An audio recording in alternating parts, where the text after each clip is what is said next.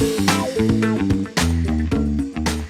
everybody, it's Dr. David with the Berger Bites. So I figured I'd let you know that as far as I'm concerned, I'm done with COVID.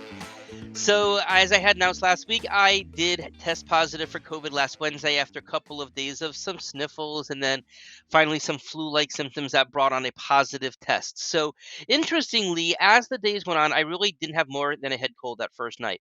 But I got to the end of the 5 days, and as you may know, the rules say that if you either go for another 5 days with a mask on and don't test, but if you test and you're still positive, you should be in quarantine for another 5 days or until you test negative. Now, because I was coming back into the office and I knew I would be around both staff members, around babies, around lots of other people, I decided to take the more prudent route and I figured I would test again at day number 5.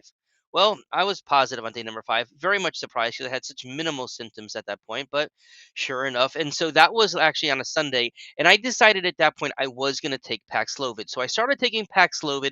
This is the oral antiviral medication mainly because I wanted to try to get this virus out of me as soon as possible so I can get back into work. It was really being a drain, only seeing patients by video, and there were a lot of people who needed to be seen in the office. So I started the Paxlovid. Now, I know a lot of people have heard about the nasty, nasty taste associated with Paxlovid.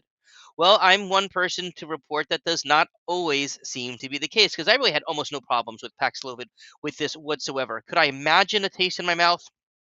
That if it was 10 times worse, it could have been disgusting. Yeah, I probably could. That was very intermittent.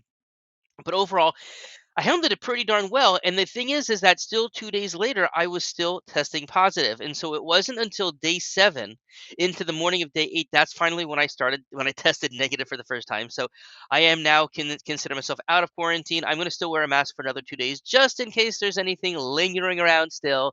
But at least I figure, okay, I know that many of us feel like we are done with COVID anyways because of how much we've been dealing with until it comes up and smacks us or smacks somebody that we know. But I am now well on my way to being done with this whole thing. I'm looking forward to enjoying the enhanced immunity that I'm going to be getting, and I'm sure I'm already getting from this virus. And I'm sure my B cells and my T cells and my antibody levels, I'm sure they're extraordinarily well. I'm going to check my antibodies in several weeks from now because that's the only thing we can measure. I would love to be able to check our cellular immunity.